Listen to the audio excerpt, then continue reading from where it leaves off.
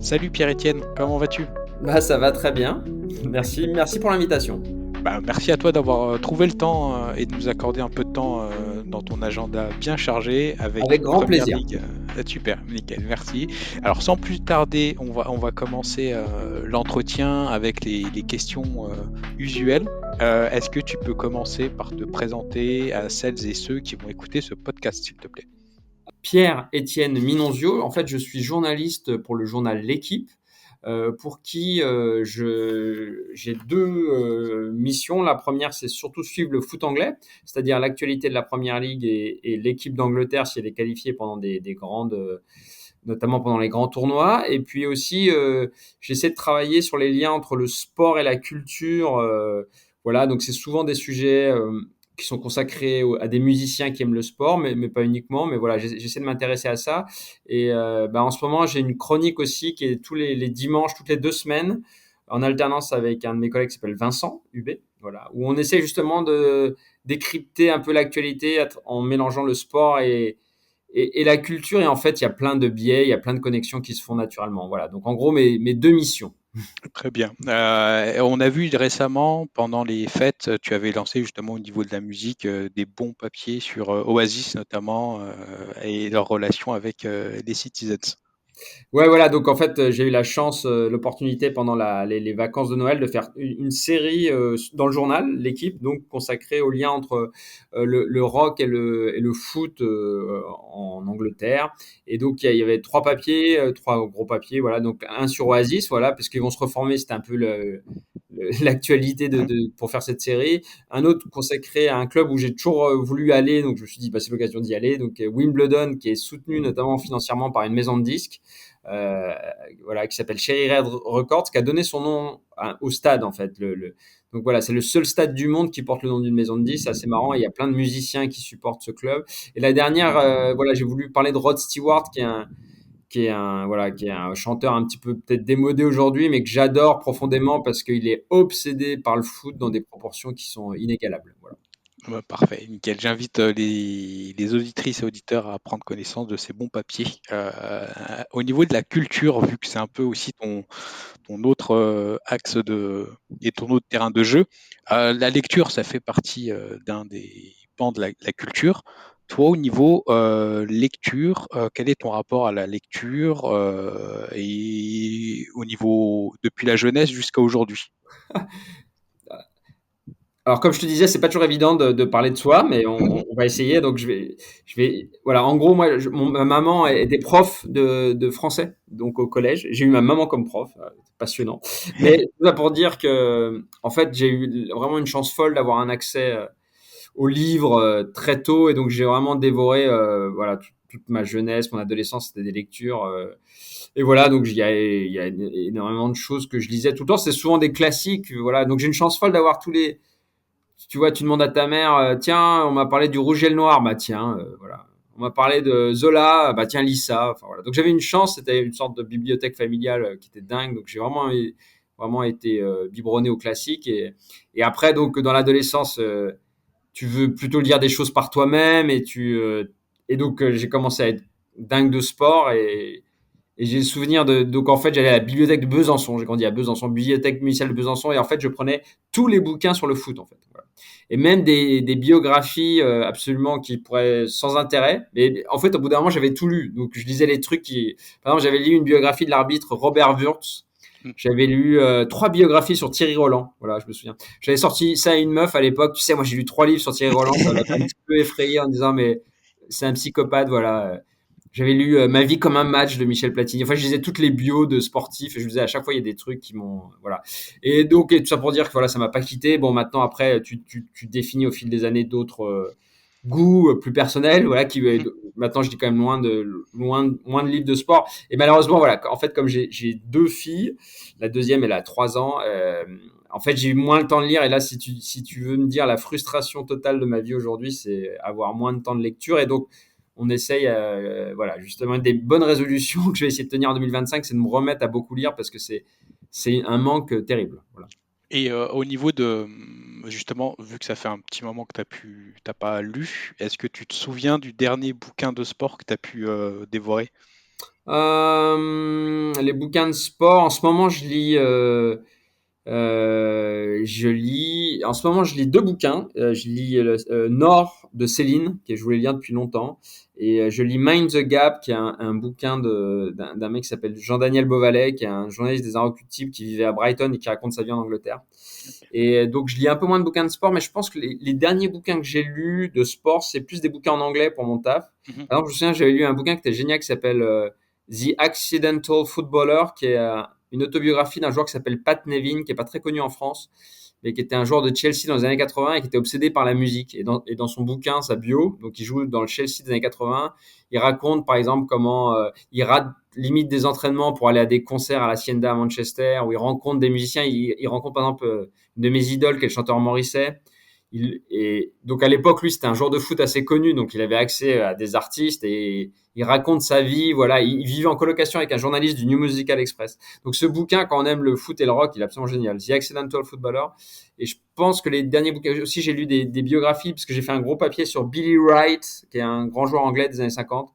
Donc j'ai lu aussi une biographie de Billy Wright écrite à l'époque, donc qui est assez relou à lire, mais Mhm. qui est en gros c'est ça qui est génial, c'est avec les livres, c'est que par exemple, tu pourrais penser, tu vois, un bon exemple, c'est Billy Wright, c'est un des plus grands, le plus grand joueur anglais des années 50, et tu pourrais te dire, ben, tout existe sur Internet. Tu vois, aujourd'hui, Internet, t'as tout. Mhm. Ah, bah oui. Sauf que, par exemple, typique, si tu veux écrire un bon papier sur Billy Wright, en fait, il faut acheter Le la bouquin. bio qui a été faite à l'époque où tu as les détails, tu vois, les trucs vraiment drôles, surréalistes, bizarrement formulés, qui ont mal vieilli d'une certaine manière, mais qui te disent beaucoup de l'époque.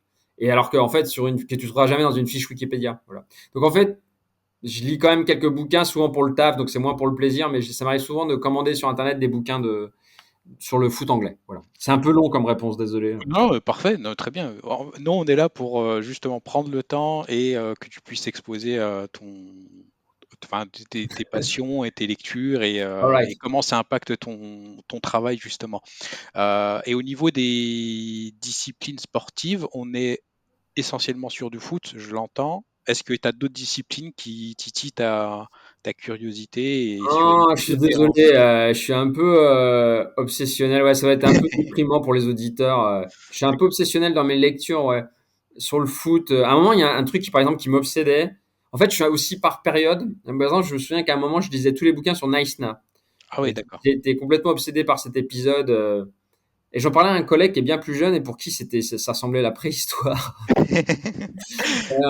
Mais pour moi, tu vois, pour l'avoir vécu en tant que journaliste, même si j'ai pas écrit dessus, mais enfin de manière indirecte, mais ça m'a traumatisé, tu vois. Ouais. Moi, voilà, j'ai un côté ridicule, mais amoureux de l'équipe de France, et c'était vraiment hyper dur à vivre. Et en fait, je suis obsédé par cette histoire qui est vraiment, tu vois, la période la plus noire de l'équipe de France, et essayer de comprendre comment on en est arrivé là. Et j'ai Mmh. lu tous les bouquins, tu vois, la bio de Domenech, la bio de l'attaché de presse de l'époque, je sais plus, il y a genre, je crois que le médecin de l'époque, l'entraîneur, préparateur sportif, enfin, j'ai lu tout. Voilà, parce que je voulais absolument. Et puis, et récemment, en fait, il y a Patrice Evra, Oui, qui a sorti la sa, bio, ouais. sa bio, et j'ai dit au journal, bah, c'est moi qui le fais, parce que je savais qu'il avait parlé de Nice Now. Donc, j'ai lu le truc, et la première question que je lui posais, c'était sur Nice Now. Parce qu'en fait, c'est fascinant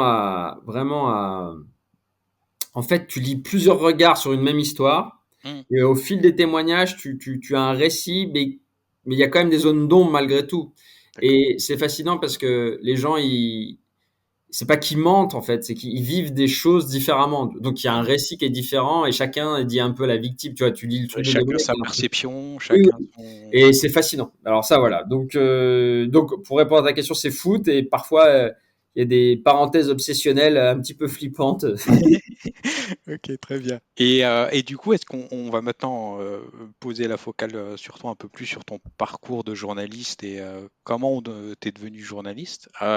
Donc tu avais une âme littéraire, ça t'a on va dire logiquement amené à un métier de journaliste. Est-ce que c'est quelque chose qui a été, dès le plus jeune âge, identifié par toi ou c'est, au gré des rencontres que tu t'es dit: «Ben, pourquoi pas le journalisme?» Très rapidement, bah, du coup, en fait, moi, j'étais toujours. En fait, au départ, j'étais plutôt journaliste sportif, ouais, parce que en fait, j'ai vite compris. Bah, au départ, je voulais être joueur de foot D'accord. pour le football club Sochaux-Montbéliard, tu vois. Que moi, je Ouais, suis grandi en Franche-Comté, donc. ouais. Et Ce château de Seloncourt, ça a pas voilà, marché. exactement. Donc, et je me souviens, je rêvais.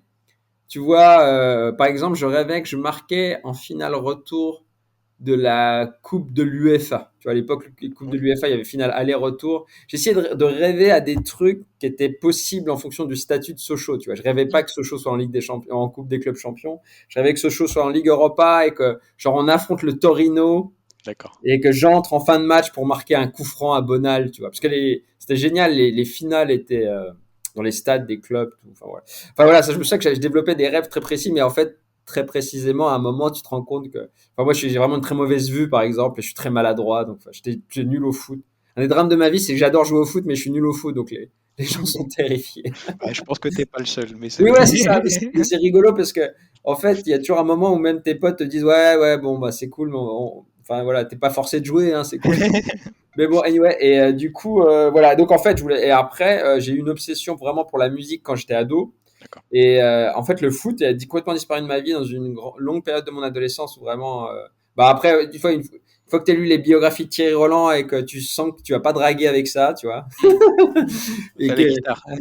tu dis, voilà, tu t'orientes plus vers la musique. Et donc, du coup, bah, j'ai développé la même obsession et de lire tous les bouquins, les trucs, les machins. Et du coup, il y a plus de place pour le foot. Et donc, après, je me suis dit, ah, en fait, je voulais devenir journaliste sportif et je vais devenir journaliste musical. Et donc, j'ai beaucoup bossé pour les Inrecuptibles. Et en fait, il y a un moment dans mon parcours scolaire où j'étais en école de journalisme où, en fait, bah, je poussais pour bosser pour les Inrock et pour avoir en fait, pour avoir un contrat chez eux. Mmh. Et je bossais comme pigiste. Et en fait, tu vois, moi, j'ai un de Besançon, je suis très naïf et je pensais que tu peux débarquer à Paris et tu dis que moi, j'adore la musique, je pourrais écrire pour les Inrecuptibles. Et en fait, tu peux toujours parce qu'il y a quand même des moyens, mais tu peux Mmh. pas gagner ta vie. Ouais, c'est pas Et voilà, et en fait, c'est hyper dur, tu vois. La presse musicale, c'est vraiment très dur. Donc, en fait, le directeur de l'école où j'étais, Fabrice Jouot, qui est après devenu le directeur de l'équipe, qui était un ancien responsable de l'équipe, m'a dit, mais bah, vous devriez vous envisager de vous reconsidérer vers le foot, enfin vers le sport, parce qu'il savait que j'aimais le sport à la mmh. base. Je dis ah mais non parce que quand même moi je veux vraiment devenir une plume, une grande plume de la presse musicale, voilà. Et donc du coup il a insisté et il m'a inscrit un peu à mon insu à en fait à un concours. Il y a un concours pour intégrer l'équipe, voilà, D'accord, qui s'appelait la Page d'Or et maintenant je crois qu'il s'appelle la Bourse Jacques Godet. d'accord. Et donc du coup en fait je me suis retrouvé là-bas. Et donc à l'époque j'écrivais aussi un peu pour SoFoot, OK. même pas mal pour SoFoot. Alors, du coup c'était génial pour SoFoot parce que c'est à la fois je pouvais parler de culture, donc j'aimais bien. Et je me suis retrouvé à passer le concours mais sans y croire du tout. Et là il y a eu un truc assez marrant, c'est qu'il y avait 20 questions sur l'histoire du sport et 20 questions sur l'actualité du sport. Sur l'actualité du sport, j'étais à la rue totale. Par exemple, il fallait dire quel est le nom du champion du monde, dernier champion du monde de F1. Ah, je crois que c'était Raikkonen à l'époque. J'avais fait 3 fautes d'orthographe dans Raikkonen. Et de même, il disait, je me souviens, il disait, il fallait le nom d'une équipe qui avait terminé dernière du top 14. Ah oui. Et j'avais mis Brive avec un S, tu vois. D'accord. Enfin, tu vois, mais je connais. Alors, non seulement c'était faux, mais il y avait une faute d'orthographe. En revanche, sur la question sur les 20 questions sur l'histoire du sport, j'étais le seul à avoir eu 20 sur 20. Et en fait, il y a eu des sortes de réminiscences qui me sont venues naturellement. Tu vois, je connaissais le nom du premier vainqueur du Tour de France, parce que j'avais D'accord. lu des bouquins sur lui. Je connaissais le nom du boxeur qui avait battu Marcel Cerdan quand il est devenu champion du monde. Parce qu'en fait, j'avais lu des bouquins là-dessus. Enfin, même des trucs hyper. Je connais tous les ballons d'or. Enfin, Mmh. et en fait, tout ça, c'est revenu. Et donc, je me souviens, ils m'ont convoqué après. Ils m'ont dit, mais comment ça se fait, en fait, que tu connais si bien l'histoire du sport et qu'en fait, tu sois aussi à la rue sur l'actualité, quoi. Et puis surtout, il y avait un mec qui m'a dit, mais surtout, t'as pas l'air très rigoureux sur l'orthographe. Mais typique, tu vois, Raikkonen, je connaissais son nom parce que j'entendais son nom à la radio le matin quand Mmh. j'écoutais les infos, mais je lisais pas l'équipe à l'époque. Je lisais plus l'équipe.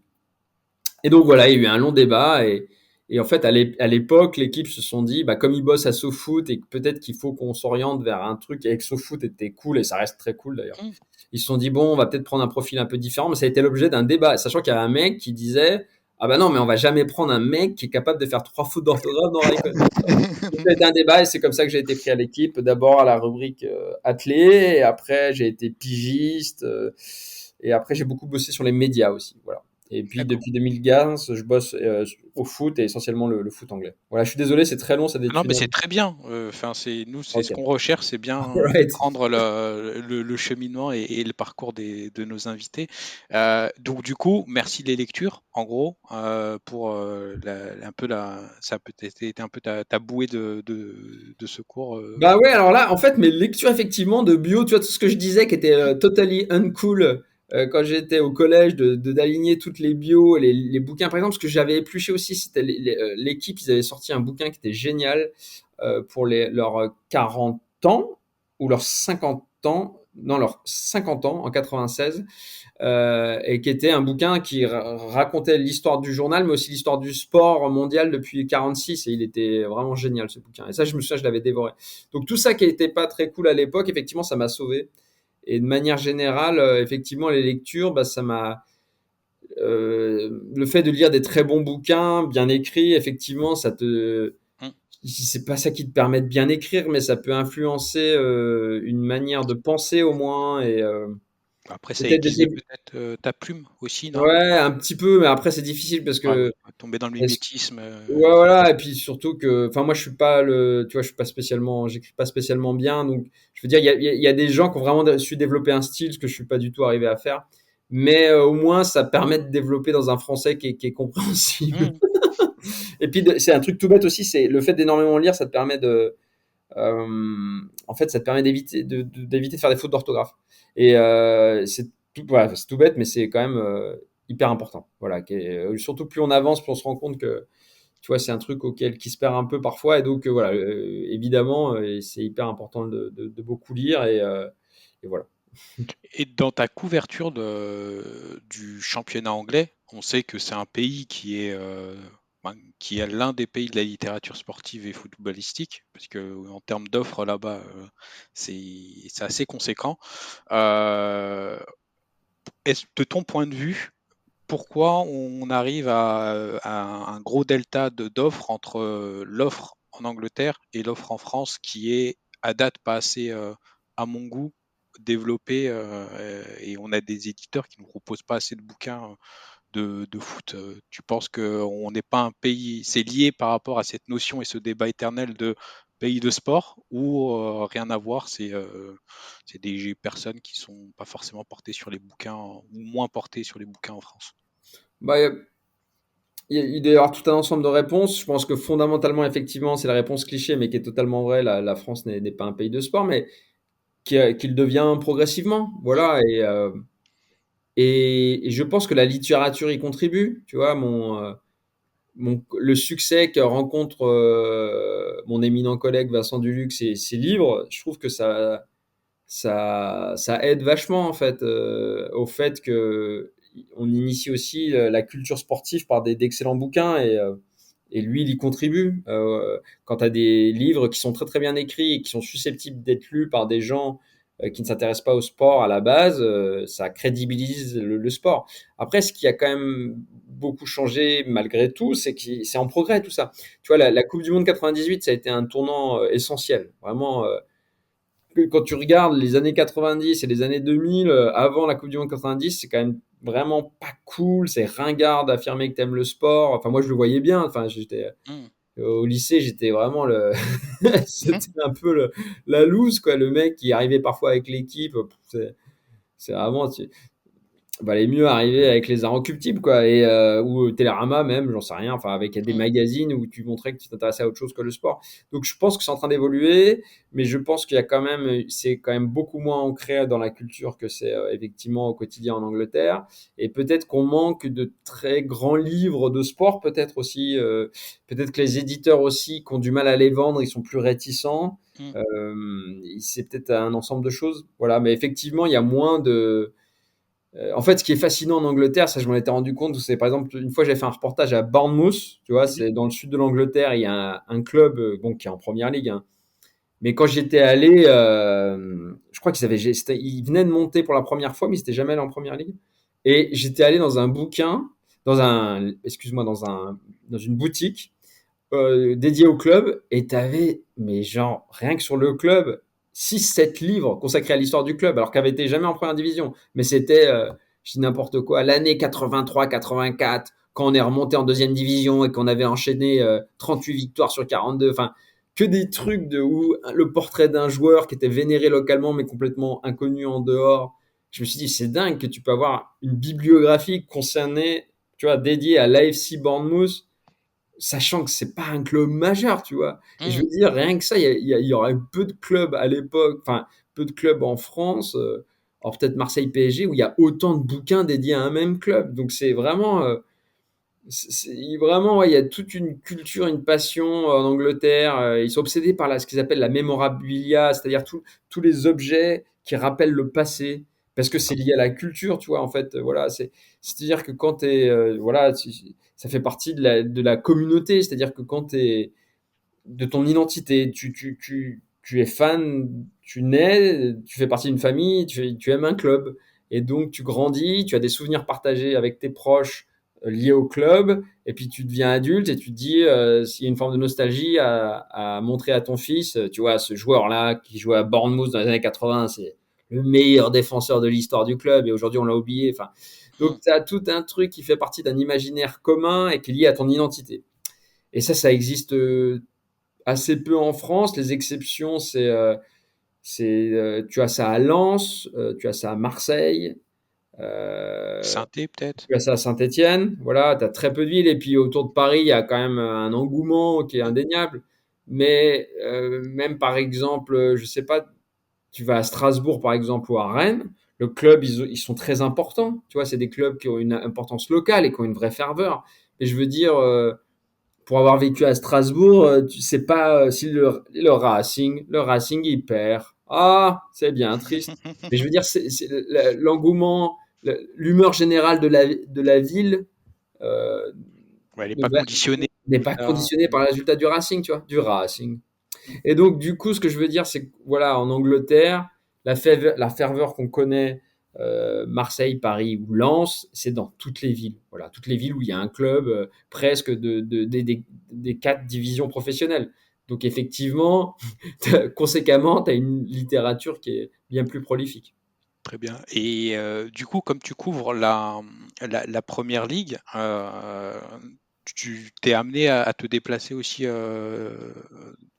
en Angleterre pour suivre des rencontres et tout ça? Alors, en fait, je fais parfois des rencontres, c'est souvent des très gros matchs, soit de Première Ligue, soit de matchs de Ligue des Champions. D'accord. Voilà, c'est souvent parce que ça nous coûte énormément cher en fait. Et donc, Mmh. c'est pour ça que moi je suis la Première Ligue depuis Paris parce que auparavant on a eu des correspondants en Angleterre, mais c'est un budget qui est délirant Mmh. ce qui est compliqué, c'est que tu n'as pas tant d'accès que ça en fait. C'est très D'accord. difficile d'avoir des accès auprès des joueurs. En revanche, quand je vais en Angleterre, c'est soit pour faire des entretiens avec des joueurs souvent, ou pour réaliser des reportages sur place, par exemple au moment où Klopp est parti, eh ben tu vois, j'ai raconté l'ambiance à Liverpool, Mmh. au moment du départ de Klopp, comment il fait l'objet d'une vénération. Tu vois, là, j'étais à Wimbledon pour raconter comment des musiciens soutiennent le club au quotidien.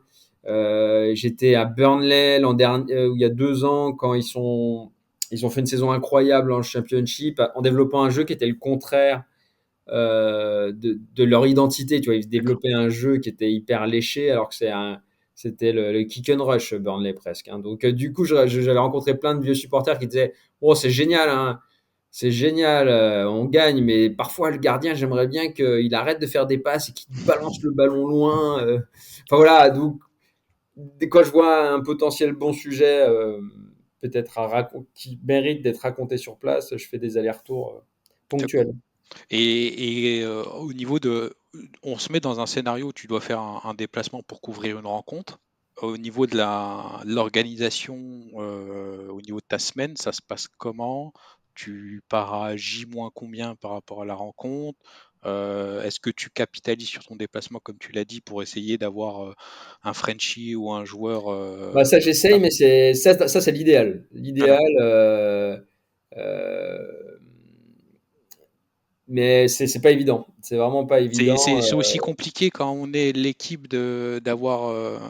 Ouais, parce qu'en fait, ouais, la première ligue, c'est vraiment compliqué. Et puis, alors moi, mon rôle, c'est aussi d'essayer de choper parce que comme je couvre l'équipe d'Angleterre, c'est essayer de choper des stars anglaises. Et bon, Hmm, j'y arrive parfois, mais c'est vraiment pas évident. C'est vraiment pas d'accord, évident parce que t'as une énorme concurrence. Et puis surtout, en fait, pour les clubs, en fait, les clubs, ils sont sursollicités et souvent par des médias qui paient les droits, en fait. d'accord. Tu vois, Une Salah, priorisation il de va taille et compagnie, oui, quoi. oui, puis y compris Canal+, par exemple, qui paye une D'accord, fortune pour des donc c'est normal, enfin, d'une certaine manière que Mohamed Salah, on aura beau le relancer, il va d'abord parler à Canal+, parce que Canal, paie des droits conséquents pour diffuser, la Première d'accord. Ligue. Donc c'est pas évident, mais on y arrive parfois. On y arrive parfois en mettant en avant d'autres qualités qu'on a mais ça demande c'est des longues négociations et puis aussi, il faut voir que, tu vois, il faut qu'il y ait un bon alignement entre la disponibilité du joueur et puis en fait, les résultats. Voilà, Ouais, dès l'actualité, que colle, ça match. voilà, dès que les résultats sont moins bons, là, c'est injouable. Tu vois, Hmm, je rêvais d'avoir un joueur de Manchester City. J'avais lancé des négos avant le match contre Paris, là, et je pense que j'aurais personne parce que ouais. tu vois, le club est en crise sportive, Dynamique. même si ça va un peu mieux. C'est pas le moment où ils ont envie de prendre la parole, quoi. Ok. Et au niveau de toi, ton amplitude horaire quand tu travailles, une journée de Pierre-Étienne, c'est combien de temps?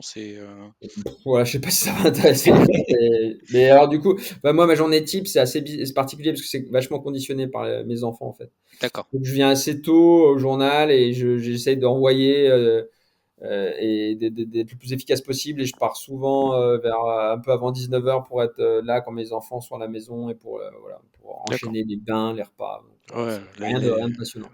ouais, les obligations familiales, c'est normal. Exactement. Euh, moi, je suis un gros consommateur de The Athletic et tu interviens sur certains podcasts. Enfin, tu es déjà intervenu sur certains podcasts et certains papiers. Comment s'est fait la connexion entre les journalistes de The Athletic et toi? Bah, elle s'est fait naturellement parce que, en fait, j'en connais plein. En fait, la plupart des journalistes de The Athletic, en fait, c'était les meilleurs correspondants locaux euh, sur des clubs. Tu vois, par exemple, James Pierce, Hmm, qui suit Liverpool pour The Athletic, je le connaissais bien parce que c'est le mec qui faisait Liverpool pour Liverpool Echo. Donc, à chaque fois que je faisais un reportage à Liverpool, bah, j'allais voir James, on buvait un café, on discutait. Parce que ça reste les mecs qui sont sur place, qui connaissent évidemment bien mieux les hmm, choses. Et donc, du coup, j'en connaissais plein comme ça. Et puis aussi, en suivant l'équipe d'Angleterre, j'étais amené à, en fait, en gros, The Athletic, ils ont constitué une sorte de dream team. Donc, à la fois en termes euh, si tu veux, en prenant les meilleurs correspondants, mais aussi les meilleurs journalistes des autres journaux. Donc, par exemple, ils ont pris au Guardian Andy Taylor et, euh, et Dominique Fifield, qui étaient deux mecs qui suivaient pour le Guardian l'équipe d'Angleterre, donc avec qui je passais un mois, tu vois, à chaque Euro, chaque Coupe du Monde, donc je les connais et voilà. Donc après, ils savent. Enfin, j'ai quand même un très gros accent français quand je parle anglais, hein, j'en suis conscient, mais ils font appel à moi ponctuellement parce que je pense que ça les fait marrer aussi mon accent et ils se disent ça fait couleur locale. d'accord. Donc voilà, donc ils veulent faire un truc sur la crise au PSG ou la crise de l'équipe de France.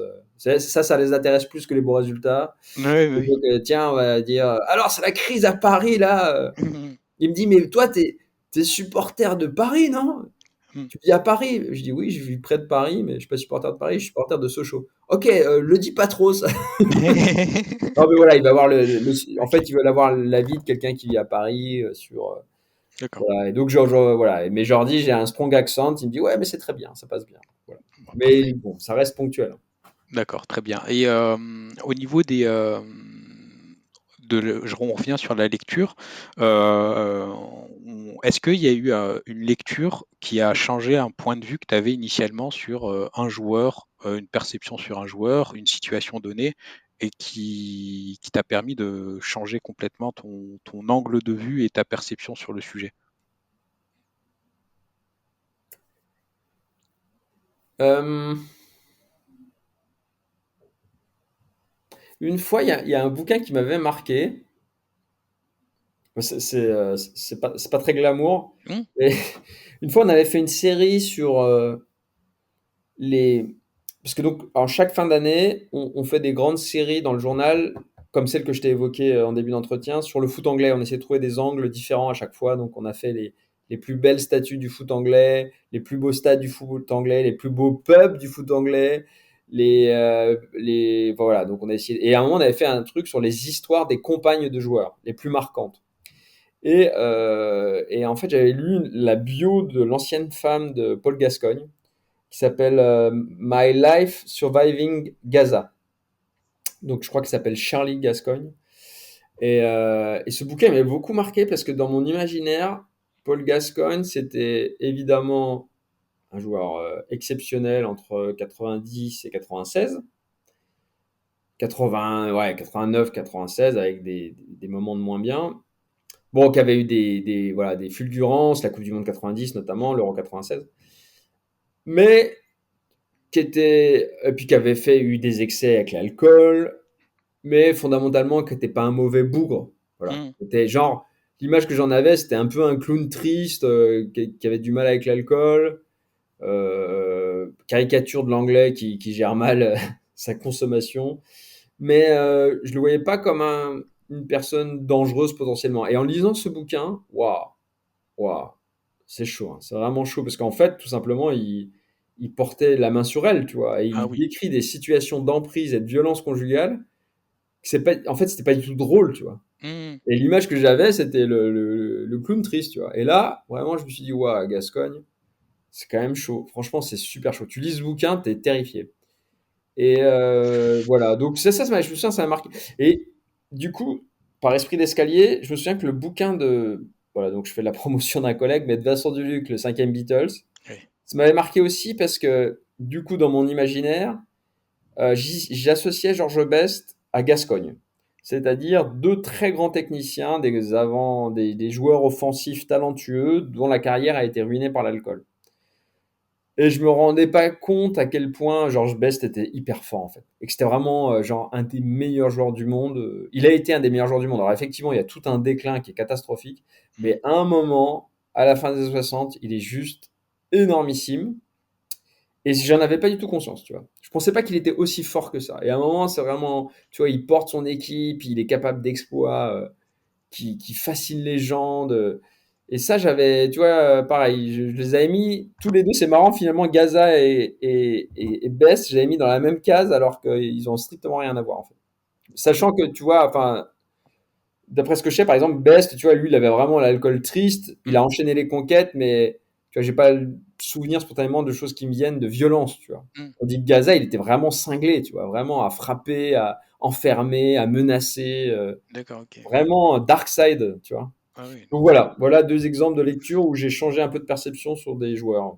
très bien. Bah, merci pour, les informations. Maintenant, on va passer à la case, conseil, parce que tu as un parcours, assez atypique et du coup, il y a pas mal de personnes qui aimeraient vivre de leur passion et notamment du journalisme. Quels conseils tu leur donnerais, pour, qu'ils puissent, atteindre leurs rêves et passer, par exemple, réussir leur examen, d'entrée à l'équipe, par exemple? Ouais, moi je dirais, en fait, alors du coup, c'est vraiment marrant quand on fasse ce podcast et que tu me poses cette question parce qu'à chaque fois qu'on m'interroge, et j'ai énormément d'étudiants en journalisme qui me sollicitent avec cette question-là, et D'accord. je leur dis, la première chose que je dis, c'est lis, lis, lis, lis, lis, lis, lis, lis. Lis des romans, lis des choses bien écrites, parce qu'en fait, la lecture, et c'est tout le but de ton podcast, et je dis des choses qui sont évidentes, mais ça structure ton imaginaire. C'est vraiment, au-delà du fait de ce qu'on a dit, que potentiellement ça peut peut-être influencer ta qualité d'écriture, mais in fine, ton style, c'est toi qui le définiras. Voilà, et tu t'auras beau lire du Stendhal, t'écriras jamais comme Stendhal. Bon, Mmh. mais en revanche, lire Stendhal, tu vois, ça va développer ton imaginaire, développer des idées. L'aspect orthographe est hyper important aussi. Et en fait, ça structure ta manière de penser de manière essentielle, voilà. Et ta manière de développer des arguments. Donc voilà, en fait, à chaque fois je dis, bah lis, mais lis des bons bouquins, voilà, lis des super romans, pas forcément liés au sport d'ailleurs, mais Mmh. juste pour développer ça. Et le deuxième conseil que je donne souvent, c'est avant d'être journaliste sportif, il faut d'abord être journaliste. Et donc, pour être sûr qu'on est fait pour ce métier, moi, il y a souvent un conseil que je donne, c'est de bosser, de faire des stages à la presse locale. Moi, j'ai beaucoup bossé, À tu vois, l'est? au bien public à Dijon. D'accord, OK. Ouais, non, j'ai jamais réussi à bosser pour l'Est, bizarrement. Ah OK. L'Est républicain à Bezac, mais où j'ai beaucoup bossé pour les dernières nouvelles d'Alsace, D'accord. les DN. Ah, DN. DN. Et donc, du coup, ça, en fait, tu fais un truc qui est pas forcément lié au sport, mais tu vois si tu es fait pour ça, je trouve, parce que tu vois, tu as énormément de choses à faire, ils ont toujours besoin de bras. D'accord. Et tu vois si tu es parce qu'avant d'être, voilà, il faut que tu saches si t'aimes rencontrer des gens, faire des comptes rendus, je sais pas, aller à un conseil municipal, Mmh. il se passe un fait divers, il y a une maison qui a brûlé, tu vas sur place, enfin, je sais pas. Voir si tu es capable de réagir rapidement à des trucs, si ça te plaît, l'aspect contact, l'aspect rapidité d'écriture, l'aspect d'être, voilà. Et ça, je trouve ça meilleure école. Et puis après, il faut essayer de faire une très bonne école de journalisme dans la mesure du possible. Je sais que c'est dur, que ça peut coûter cher, mais en même temps, généralement, je sais pas si c'est encore le cas, mais les écoles de journalisme, c'est quand même des trucs qui se préparent de manière assez scolaire. Dans le côté, c'est souvent des questionnaires d'actualité. Donc, ce que je veux dire, c'est que ça peut se préparer simplement en épluchant le monde, tu vois, en s'abonnant au Mmh. monde et en apprenant par cœur le nom des ministres, enfin, tu vois, des gens importants qui font l'actualité. Bûcher, bûcher, bûcher. Ouais, il faut bûcher en fait. Mmh. Donc il y a un côté, tu vois, c'est pas non plus l'oral de l'ENA où on va tester ta culture générale et du coup c'est Mmh. ça peut être hyper dur socialement. Mais je pense qu'il y a quand même voilà, c'est pas évident, mais il y a un truc, voilà. Alors, je pense que les concours ont pas fondamentalement évolué. Voilà, et pareil, t'es jugé aussi sur ton niveau d'anglais. Et le niveau d'anglais, bon, tu peux apprendre par cœur des trucs. Ça se bosse aussi tout seul, tu vois. Mmh. En écoutant des séries en anglais, ou voilà. Ou des podcasts de The Athletic, Ouais, par ouais, exemple. alors ça, c'est une très bonne idée. Ah ouais, bah ouais, ça c'est un truc que je fais beaucoup et c'est Mmh. super pour progresser en anglais. Ah, Très c'est bonne clair. idée.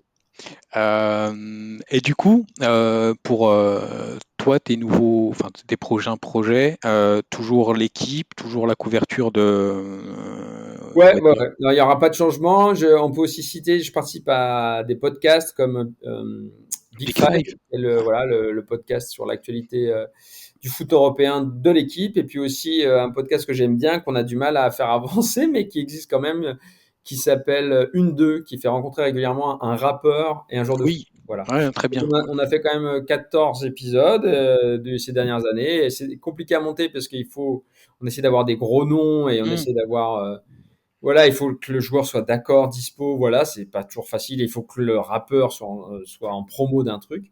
Mais quand on arrive à le faire, c'est toujours super. Voilà. Donc ça, voilà. Là, pour le coup, je fais un peu de promo pour ça. Mais si Mmh. vous êtes fan de foot et de rap, écoutez ce podcast, une, deux, qui est sur le site de l'équipe. Et je suis assez fier de ce résultat. Voilà. Et il y a une fréquence, C'est en fonction. Avant, on essayait d'en faire régulièrement, et maintenant, j'ai dit, on essaie de faire des trucs vraiment bien. d'accord. Et donc voilà, peut-être peut y en avoir qu'un ou deux par an, mais c'est en fonction de ce qu'on arrive à caler, quoi. OK, très bien, parfait. Et c'est qui le plus compliqué à avoir, le footballeur ou c'est à contrario, ça peut être le rappeur qui est Là, ça plus dépend, parce que tu as d'accord. des rappeurs aujourd'hui qui sont, Ouais, c'est médiatisé et tout ça, ouais, c'est ouais, et puis ils ont vraiment développé un truc sur les médias qu'ils voient comme un ennemi, tu vois, ah d'accord, OK. ou alors de manière très utilitariste, ou déjà c'est que quand tu es en promo, généralement, tu vois, c'est très bizarre. Ah Mmh. bah j'ai rien à vendre. Oui, Non, mais c'est pas peut-être, l'objet.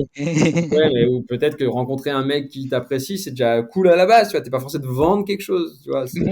Et donc ils sont que dans une logique comme ça, et puis ils aiment bien mettre en scène que c'est compliqué pour montrer qu'ils sont difficilement abordables. D'accord. Et parfois, vraiment, c'est parfois un peu compliqué, quoi. Mais les joueurs, comme je te le disais, c'est très compliqué aussi parce que tout d'un coup, il est OK sur le principe et il y a une série de 3 défaites. Non, non, Mmh. c'est pas le moment de prendre la parole. Mmh. Donc, généralement, c'est quand même plus les joueurs ou les anciens joueurs d'ailleurs. Tu vois, j'ai rêvé d'en faire un avec Patrice Evra, qui est vraiment fan de rap, mais il C'est y a une compliqué. négo avec son entourage. Oui, sur le principe, mais il faut voir. Enfin, ouais, bah, donc voilà, mais je suis déjà hyper fier de ce qu'on a fait en fait. Vraiment, D'accord. Et je me dis, même si on n'en a pas fait tant que ça, c'est un truc dont je suis assez fier. Voilà. Bon, bah, très bien, bah, félicitations. Ah non, non, 3 fois non. Et au niveau maintenant, on va passer aux questions, on va dire, habituelles qu'on a pour clôturer les échanges. Si tu aurais 3 livres de sport à recommander? Ah oui, alors attends, qu'est-ce que j'avais dit? Alors ça va être assez classique. Moi, bah, en fait, tu vois, ça va être presque déprimant de manque d'originalité, donc je m'excuse auprès de nos auditeurs, mais moi, il y a un bouquin je sais pas s'il faut le recommander parce qu'il est dur à lire, mais c'est Red or Dead de David Peace. Et en fait, c'est un bouquin sur Bill Shankly.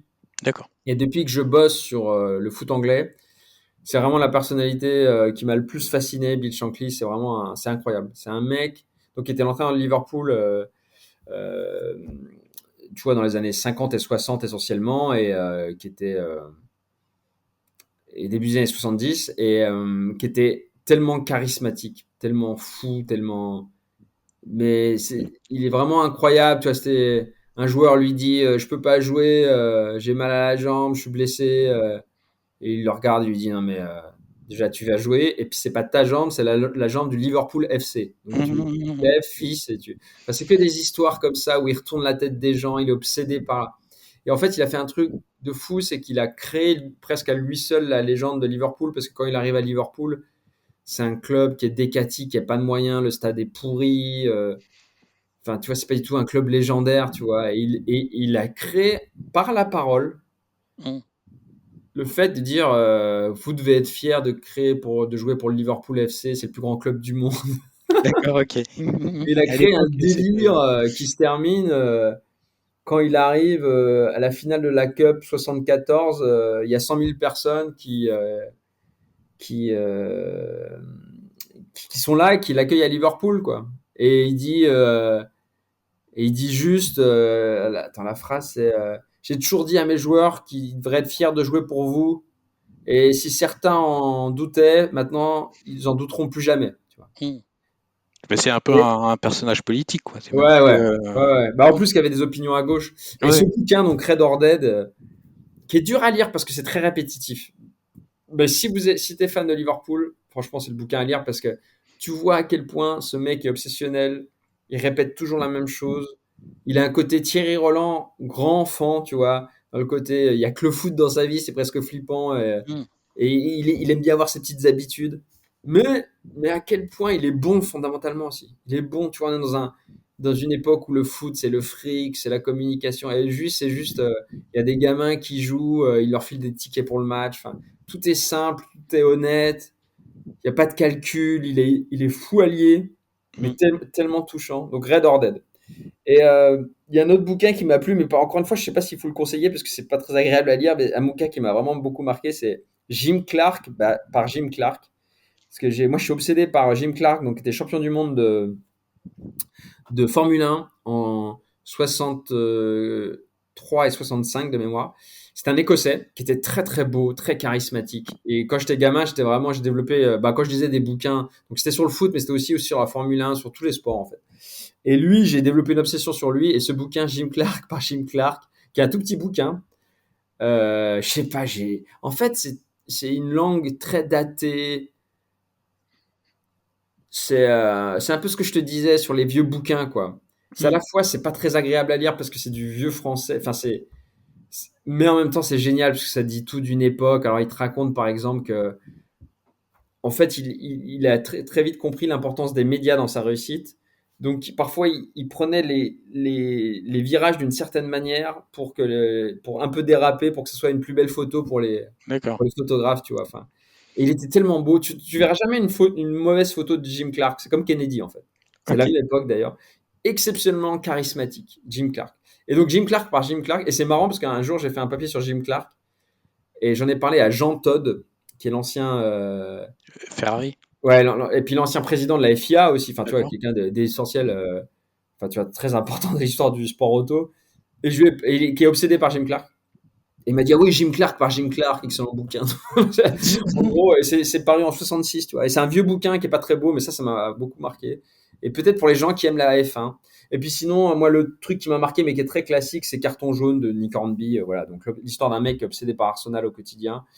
Et c'est vraiment génial. Enfin, vraiment, si tu veux comprendre les spécificités du foot anglais en général, et je pense que tout le monde peut le lire parce que c'est l'histoire d'une obsession. Donc même si tu n'es pas fan de foot, tu peux le lire. C'est à quel point le fait d'être dingue d'une équipe de foot, en fait, ça complique tes relations avec ta meuf, avec ta famille, avec tes collègues. Tout est basé sur le calendrier. Tes souvenirs sont liés. Ah oui, le jour où je me suis fait virer, c'est le jour où c'est la veille d'un match contre Tottenham, tu vois.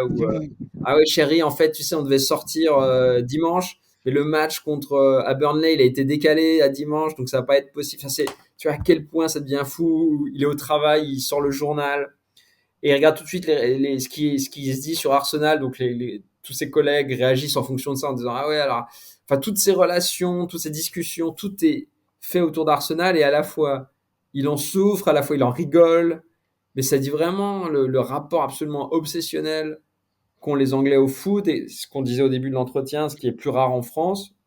C'est peut-être plus sain aussi, je sais pas, mais voilà, Carton jaune de Nick Hornby, c'est vraiment génial. Voilà. Donc voilà, 3 bouquins Parfait. qui me sont venus en tête spontanément. Merci pour tes recos. Et du coup, pour clôturer l'échange, quelle personne, journaliste ou chroniqueur, t'aimerais voir faire le même exercice que tu viens de réaliser?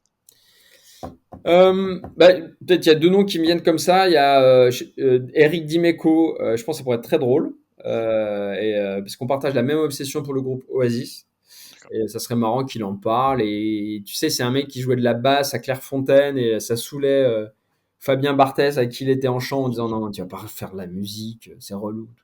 Donc voilà, la musique a toujours eu, enfin la culture, je dirais en général, c'est un mec vraiment intéressant qui peut avoir l'image d'un Boucher quand il était joueur ou ou je dirais tu vois, d'un gouailleur parce qu'il bosse sur RMC, il participe au débat, machin, mais c'est un mec vraiment intéressant, qui a un regard distancié sur le foot et qui est très ouvert à plein de choses, qui a été quand même conseiller municipal à la mairie de Marseille, donc ouais, c'est un mec voilà.